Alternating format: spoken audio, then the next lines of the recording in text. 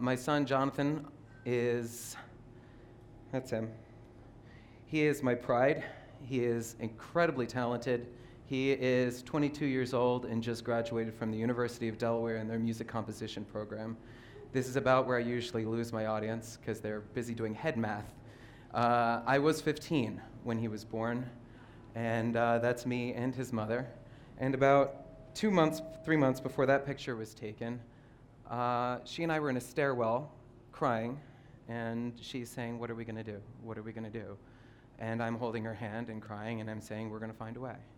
We're going to find a way." And so we have been finding a way. Told my parents, everybody wants to know, it's like, what did your parents do? Well, my mother cried herself to sleep for a month. Everybody was very concerned about us, very concerned about all of the expectations that are put on you and that people have come to expect from what is a teen parent and where does that lead and where does that go and what kind of a future do we have to look forward to now. But I knew two things. One, I'm going to be a dad. And two, I'm going to find a way. And so I went out and I got a job almost immediately because I wasn't old enough to work, ironically, or drive. And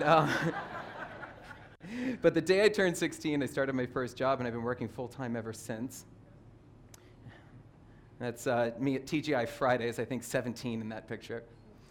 And he and I have found a way, and I've had a ton of support along the way. It's the other thing people usually want to know is how did other people respond? What kind of support did you have? What made it special? What made it special were the people in my life.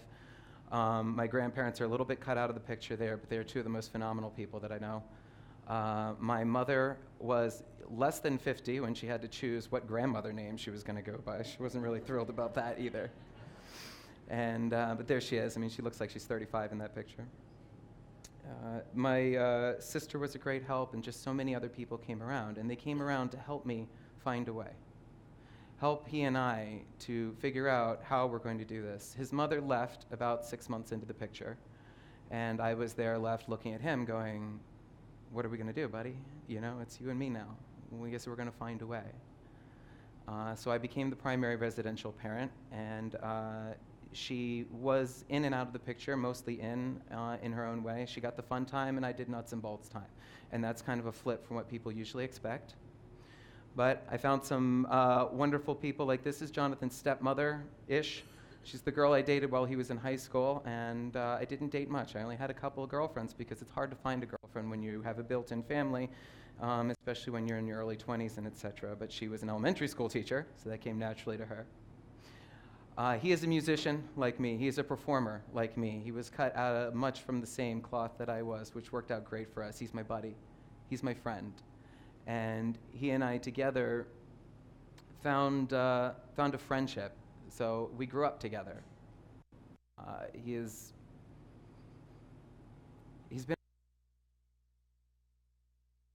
been my partner.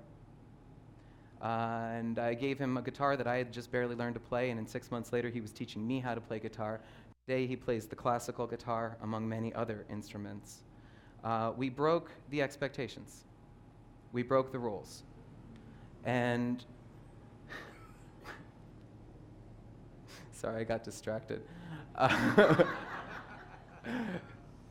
We taught each other how to grow up.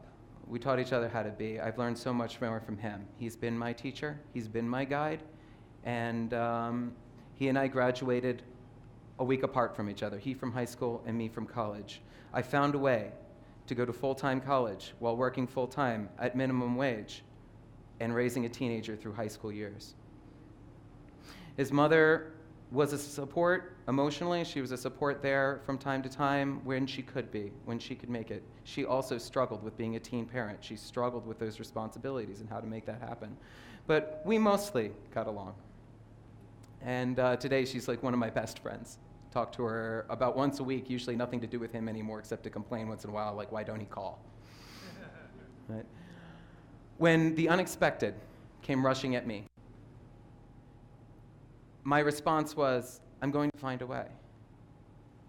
There were expectations that were different from that, different from the world. And as I think about me being there in that hallway crying and holding her hand, I'm reminded of my favorite play, and the scene from my favorite play, which has my favorite line, which is Romeo and Juliet. And Juliet is, wherefore art thou, Romeo? When she's, how camest thee hither, and wherefore? The orchard walls are high and hard to climb in the place of death, considering who thou art. Hence any of my kinsmen find thee here. And Romeo says, with love's light wings did I approach these walls, for stony limits cannot hold love out. What love can do, that dares love attempt, and therefore thy kinsmen are no stop to me. And it's love's light wings, it's that o'erperching, it's that response, that attitude that says, this is coming at me. I can fight it, I can fear it, or I can embrace it. It's not about some woo-woo, happy, positive talk like just think good thoughts. It's about saying, I love you, love is present here, we're going to find a way. I guess I better go get a job. Dive in. Dive in. When it comes at you, dive in. Because I started when I was 15, or perching walls, flying on that love. And since then, no obstacle has seemed greater than that. Most of my obstacles have just clipped beneath me because I've been flying on those wings, just too busy or perching the entire time. Thank you all for listening to me. Thank you all for letting me share my beautiful song with you.